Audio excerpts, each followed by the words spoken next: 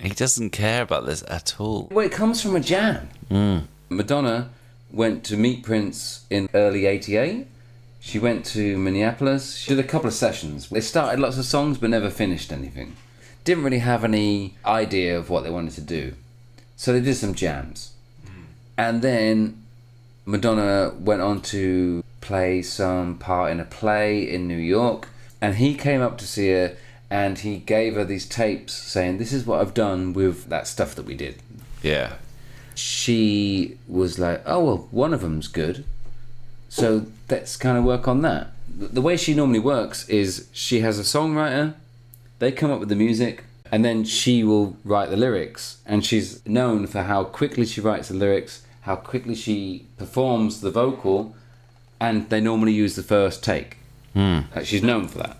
In Like a Prayer album, she worked with a guy called Pat Leonard. He comes in at like 8 o'clock in the morning, tries to get some work done. She comes in at 11. She goes, okay, this, maybe change that around. And then she writes the lyrics. She sings the lyrics. Done. Yeah. She's gone. Yeah. And then they just like finish it off. The difference with this is that they're kind of sending each other things back and forth. Doesn't suit her at all. It doesn't suit either of them. At all. I guess they're doing it because... They're Prince and Madonna. Yeah. Yeah. Big stars, we should do something together. Which is star power, which is what we talk about a lot. And it could have been something that would be not the third track on an album. Maybe it could have been bigger. But it wasn't going to work. Even the third track on the album seems a bit too up front. Yeah. And I'm surprised, though, that Madonna allowed this version on her album, because it's just not a Madonna production, it's a Prince production. Sound world is completely different from the whole rest of the album. Yeah. Weird that you allow that. There's a structure and a hierarchy when Madonna does stuff. This would have fucked with that big time.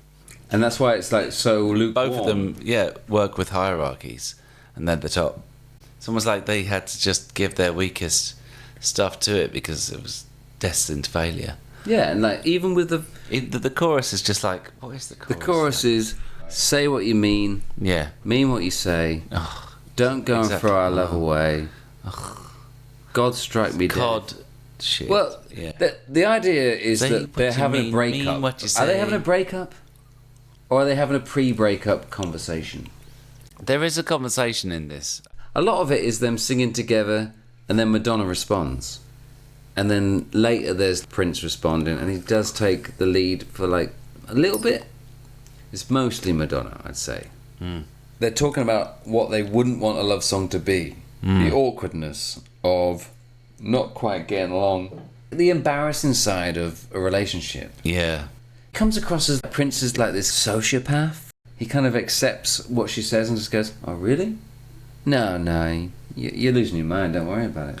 Yeah. And she's like, no, I'm really freaking out. It's not going well. Yeah. He's like, don't worry about it. Yeah. Keeping his cool. But this is the thing about Prince. He doesn't just do this with the lyrics. He does this with the music. He always controls everything. Yeah. There was never going to be a duet where Madonna and her songwriter wrote the song and Prince guested on it. No, it's not going to happen. He's a control freak, basically. Yeah, but so is Madonna, so... No, but he's a step ahead, a step above. Yeah. What she can control, great. But what he can control, bigger. You know, it's like, no, you don't come close to what I can control. Yeah. So every song I write, I play all the instruments on. Yeah. You don't get a choice. Even the choice of song, like, you can have this one. Or this piece of shit. Like, you gave Manic Monday to the fucking Bangles. Like, that's a great one. Like, can't you give me a Manic Monday? Come on. Yeah, but this is different. This is like, I want to write with you, Prince. But she has to go to him. She went to his studios to do the initial ideas. If someone goes to Paisley Park, it goes through the Paisley Park filter, which is his brain, basically. So, like, you can't be equal on that. He comes across in the song, and he comes across as a person as being this, like, controlling... Yeah, it's such a shame, because as duet freaks that we are... That we've become. We have become. And you just want them to do something together where they're both on neutral ground and they're both doing someone else's song. You But want it's them to do impossible someone for them else's to song. be on neutral ground. Yeah. It's so far away from neutral. And they don't really do covers much, do they? But they could have done. Yeah, but Prince and Madonna have a real creative drive, don't they? Yeah. They wouldn't want to think that anything that's done before is better than what they can create now. Good for them, it's brilliant. Yeah. That's why pop is fucking dead. Because, like, in the 90s, it became just going, oh, we'll just do a cover. Because no one remembers the original, so... It wasn't the same aspiration. The kind of, like, 80s dream of total self-sufficiency and total self-success have been watered down. People realise you don't have to do that, actually. You can still just be massive and without having to be that talented or that interesting or that cool. Yeah, whereas these two artists are completely obsessed with independence. Prince wants to make his own world. He's like a utopian community builder Yeah. with him as the head. Yeah. Madonna is more integrated with the larger society, Yeah. but she's pushing ideas into society that she thinks need to be Yeah. understood or recognised. Yeah. And yeah, they're not going to recycle stuff. They're both at their peak of their powers, aren't they? Yeah. But then they won't give each other more power over this song. No. And like, it's Yeah. almost like a Prince is saying, like, I'll give you my shittest fucking riff, Yeah. and what are you going to do with that? Yeah. And she does fuck all with it. Yeah. But she still Shit. puts it on the album. I know. Like, why did she put it on the album? I know why. Yeah. So Prince and duets, we've obviously started with one. I'm not sure how good at duets he really is. He doesn't work with someone else. Like Rosie is his little darling. He's great when he has a group of girls who are his That's it. band. He likes to work in a group, like he In did a with the group. Revolution. Like Yeah. in 1999, he got everyone to sing the whole song, and then he cut it up so that everyone had their little part. So because he's from this funk band background, and he wants everyone in the band to have a little moment. So like, duets don't really fucking cut the mustard Yeah. for him. No. Like, it's about a bigger thing. It's like my initial thoughts about duets were just like distorts the message. Like I didn't really understand them before this. I understand them a bit more now doing this project, but I never got it at the beginning at all. Why would two people be singing to each other? It just feels wrong for me. But then you hear Louisiana Woman, Saving Man, people who are joyfully singing together because they love each other or Because they want to do it. they want to sing to each other. And this seems like they don't want to do yeah, it. they're just sharing an experience. Like people who are genuinely sharing something equally. There's many of those people, but there's some people who can't, and Prince can't, Yeah. and probably Madonna can't. Really. It's quite clear in the song like Purple Rain, Yeah, like where he's got to be the he's daddy. the leader, He's the and leader, he's yeah. leading them people to a new tomorrow. This is my way. If you want to follow me, great. If you don't want to follow me, Yeah. go away. So like to put him with Madonna, who comes from a totally different angle, Yeah, so much more political, so much more Yeah. like humanistic. Prince isn't humanistic. Prince is spiritual. He's metaphysical. yeah. Madonna is totally physical. It's all about Yeah. like actually the physical things of life. Yeah. And that's why she talks about her body so much. And the actual real things of politics, the actual grabbable things Yeah. of today's politics. And that's why she's probably sold many, many more albums than Prince. Like, Really? yeah, Prince did the Batman soundtrack this year. She did Like a Prayer. She sold like 3 times as much as him. She relates to the public much better than Yeah. Prince does. Yeah. So relevant, great. Pop songs they're meant to be relevant, but she doesn't have that long, Yeah. Yeah, like deep understanding. deep understanding of myth. or deep love of it. Only interested in it in terms of like how it can serve how it can make people react right now. Yeah. There is no grand scheme in Madonna. No. It's not like Kate Bush. Yeah. Or Stevie Wonder. It's this big understanding of history. Storytelling. Yeah, and it stretches back and back and back. There is one thing that unites these two artists. They were both obsessed with making films. We haven't talked about the films at all. Yeah. Obviously, Purple Rain, we talked about last time, was from one Prince film that was a hit, and the rest of the Prince films. And Madonna has always been slated for any kind of film project she was involved in, except for maybe Evita. She was applauded a bit for that. She was applauded quite a lot for that, yeah. But let me ask you, as a bit of a quiz. Good, I like quiz. You know the Golden Raspberry Awards? Yeah. Who got the most Golden Raspberries? Because they've been featured quite a lot. Yeah.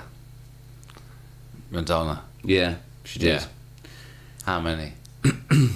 She won 9 Golden Raspberries. Am I supposed to guess how? Oh, go for it, yeah. Body of evidence. Yeah, worst actress for Body of Evidence. I mean, I'm not going to be able to do this. 9. God. Oh, there's something that's very close to our hearts here. Okay, well... Obviously... Worst supporting actress in 2003. Worst supporting actress in 2003. Okay, Die Another Day. Yeah. Yeah. Yeah. Die Another Day, she got worst supporting actress. I can't remember her in that film. I know she made the song. And she was nominated for worst original song. I said she was in it, but neither of us have actually seen it. She got 16 nominations, 9 wins in the Golden Raspberries. Prince, 10 nominations, only 3 wins. Which are mostly for Under the Cherry Moon, which I've not seen. No. I don't think I've seen most of those Madonna ones. She got a lot around the Guy Ritchie era. So they did the film called Swept Away together. Oh, yes, which straight to video. Yeah. Swept to video. The ultimate diss. You have to look into the Golden Raspberries and think, like, why are these people being picked? So cruel. No, but why are these people in particular being picked for the Golden Raspberries? The fucking Golden Raspberries are a bunch of cunts. Yeah. A lot of the films are of young girls with their tits out early in their career, like Brooke Shields, like Pia Zadora, like just gross kind of movies for the male gaze. Yeah. And they're being criticised for it. It's kind of nice, grim. actually, Like, yeah. And obviously Prince is always going to get fucking the piss taken out because he talks in a way that is just not movie way of talking. Yeah. Because he talks in such a low voice. Yeah. It's not good to pick up on a movie. It's No. It doesn't work. It doesn't translate. So, that's it. Okay. Well, Joe started this off. Subscriber Joe. This is the first one where we've opened it up to the listeners. And yeah, we found ourselves in the 2000s. Split Screen, COVID Duet. Most of these stars have long careers. Yeah. I mean, have we touched anyone that's had a tiny career? Maybe Rosie Gaines. Yeah. It's the most tragic career we've really had touched to on. talk about. I mean, Rosie Gaines should have had more of an impact. And it's not even in the songs that we've talked about. It's like those songs with Prince that she wrote, even like Money Don't Matter Too Much. Tonight. For me, that is an incredible song, and it can't be talked about here. But bloody hell, she wrote that and sang on that, and the way she sings on Diamonds and Pearls. Oh my god, what a singer! Just what a singer, and she's got albums. She's got albums. Goo Goo Gaga by Rosie Gaines is fucking... It's glorious. What is it? Goo Goo? Goo Goo Gaga. It's album? like... No, this is a song off her album that had the original Close and Close. So thank you, Joe, for like bringing Rosie Gaines into the public eye. Into our eye. Is she alive? Yeah, she's still alive. Yeah. Good. Because a lot of them die while we're doing the podcast, because Loretta Lynn died during while we're doing it. Yeah. Winona's mum, Naomi, she died during while we were doing it. So yeah, we've got a lot of deaths on our hands. But tribute is a big thing for duets, and we will come to see this more and more. Because what do you want to do when you do a tribute? You want to get as many people involved as possible. So duets, that works. What would be the most duettish duet that we've had to look at this round? Probably Nothing Compares to You. This is like full of solo songs. Yeah. Except for this one, Love Song, which is just... I mean, it's a duet, but it's like... No, it's a pile of shit. It's a pile of shit. Yeah. It's just basically people trying to make a connection, even though there's no point in making a connection. It's like, we understand you're big stars. We don't need to hear you together doing lazy shit. Like, yeah, Nothing Compares to You. It's got to be the only proper the duet. only good one. Yeah, the only proper duet. Even that was written as a solo. Yeah. There's no actual written duets in this whole round. No. And we had to like really dive into performances on shows and things. Couldn't use many recorded ones. No. You have to work with what you're given. And we are asking anyone out there, subscribers, anybody who's listening to this, send us your requests. Yeah. And, I do have Really? one request. Really? Yeah. Did your phone just go? Yeah, my phone just went boop. Cool.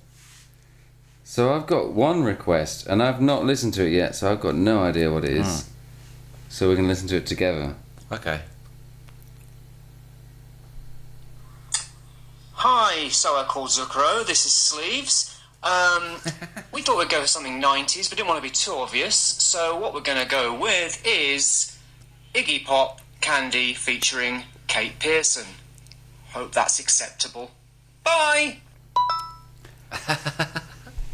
Who's Kate Pierson? Who's that?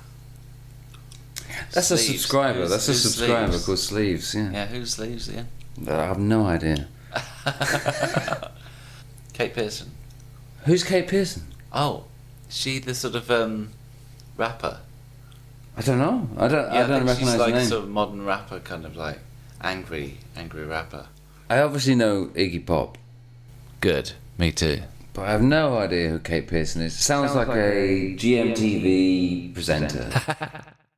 I'm Kate Pierson. Good, Kate.